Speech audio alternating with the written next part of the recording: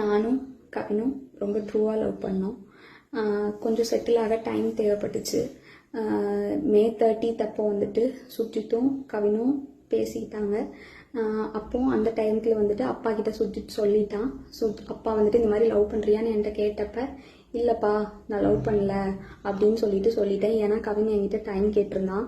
இன்னொரு 6 months கழிச்சு சொல்லு ப்ளீஸ் அப்படின்னு சொல்லியிருந்தான். அதனால வந்துட்டு நான் வந்துட்டு அப்பா கிட்ட அன்னைக்கு சொல்லலை. அதுக்குள்ளே நெக்ஸ்ட் அப்கமிங் மந்த்துக்குள்ளே இப்படி ஆயிடுச்சு. 2 பேருக்குள்ளே என்ன கான்வர்சேஷன் போச்சுங்கிறது தெளிவாக தெரியாது. ஆனால் கவினுக்கு ஃபோன் பண்ணி சுஜித் வந்துட்டு பொண்ணு கேட்க வாங்க, இவ மேரேஜ்க்கு மூவ் பண்ணாதான் அடுத்து என்னோட ப்ரொஃபஷனை பார்க்க முடியும் அப்படின்னு சொன்னான் அப்படிங்கிறது எனக்கு தெரியும் கண்டிப்பாக. அதுக்கப்புறமா வந்து 27 என்ன நடந்துச்சு அப்படின்னா, அன்னைக்கு கவின் வராங்கிறது எனக்கு தெரியாது. நான் 28 ஈவினிங் தான் வர சொல்லியிருந்தேன். அவங்க தாத்தாக்கு தலையில் சூச்சர்ஸ் இருந்ததுனால நான் வந்துட்டு ரூம் பார்த்துட்டு அட்மிட் பண்ணணும்னு யோசிச்சிருந்தேன்.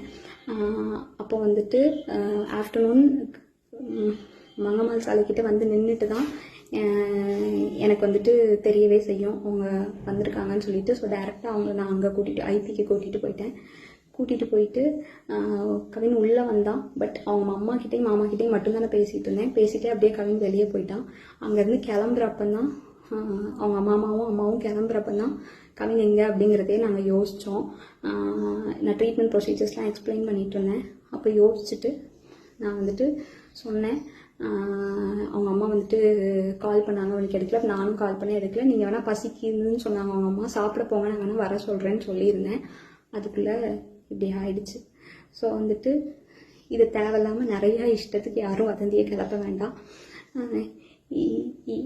உங்களுக்கு தோணுது எல்லாத்தையும் பேசாதீங்க. எங்கள் அப்பா அம்மாவுக்கு இதில் எந்த சம்மந்தமுமே கிடையாது, அவங்களுக்கு தெரியாது. இதை இதோட விட்டுருங்க.